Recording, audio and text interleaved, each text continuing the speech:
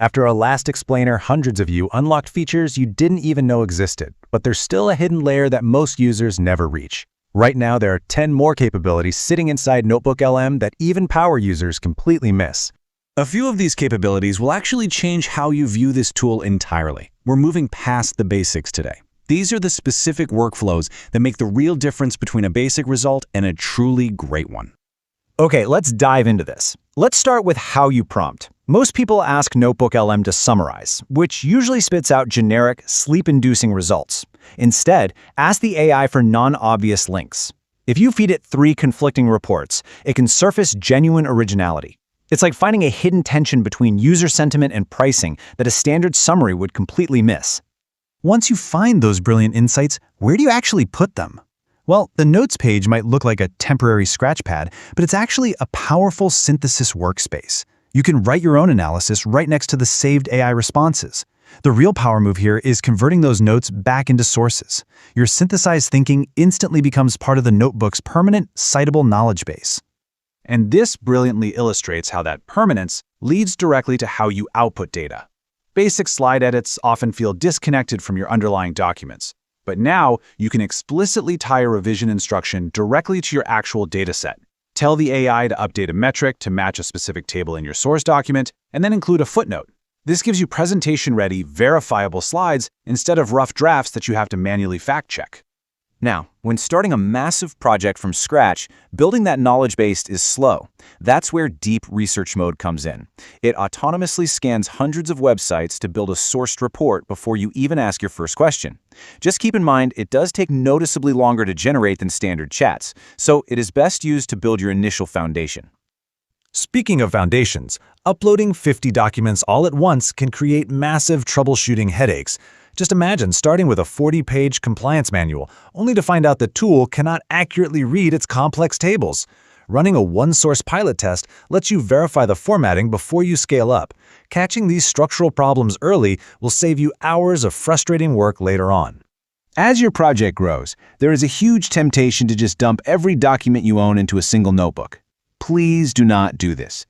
The very best notebooks answer one specific question. Splitting your notebooks by distinct scopes, like keeping Q2 board prep entirely separate from market analysis, keeps the AI's answers incredibly sharp. You can always query across them later using the Gemini integration. To keep those answers even sharper, you need a custom persona. Vague personas will always yield vague results. Custom instructions now support up to 10,000 characters, which allows you to build a highly specific instruction set at the notebook level. For example, if you program a skeptical research advisor, it forces the AI to actively flag source contradictions across every single chat you have. If you're only using the chat box, you're missing out on the Studio panel tools. This is where you'll find mind maps, flashcards with progress tracking, and quizzes generated directly from your sources. They are absolutely perfect for mastering dense material. But a quick warning here. These visual artifacts require a manual text check for auditability, simply because they are harder to verify directly than cited text. Now, if you're looking for those tools and you think the system is broken, check your specific account type first. Before assuming you have hit a hard limit, realize that your school or work account might just have different quotas. You actually need the Pro or Ultra tiers to unlock video overviews and that deep research feature we discussed earlier. Keeping all of this organized over months can become impossible if you leave your files unsorted. For your long-term projects, make sure to annotate your sources the exact moment you add them. Adding a really short note on exactly why a source matters prevents your notebook from turning into a chaotic graveyard of forgotten PDFs. So, how much does this infrastructure actually cost? The platform operates on a 4-tier model. The free tier gives you 50 sources. The Plus tier, which is bundled with Google Workspace, raises that to 100 sources. Pro costs $19.99 a month, unlocking 300 sources plus deep research. And finally, Ultra sits at the top for $99.99, built specifically for large-scale operations. Please pay very close attention to this next point. There is a strict 100-page truncation limit. It is like hitting a sudden brick wall. Files over 100 pages will be cut off. This will absolutely lead to incomplete answers for any content sitting at the end of your long documents. It's a hard limitation that can easily catch you off guard if you aren't prepared. Staying with these hard limitations to help you avoid common beginner mistakes, let's look at 3 more. First, the mobile app still lacks notes, mind maps, and full source type support. Second, there's no native export for Notion or Obsidian quite yet, and crucially, the tool does not browse the web in real time. It only knows what you manually upload or what deep research specifically fetches. Looking ahead, we really need to clearly distinguish what is confirmed from what is just rumor. Deep Research Mode and the Studio Mind Map outputs are confirmed as stable features for 2026.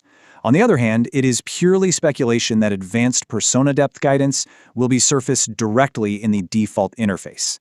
You should always build your workflows on confirmed tools. So, the absolutely crucial takeaway from all of this is right here. Adding more sources does not automatically improve the answer. This is the ultimate power user philosophy.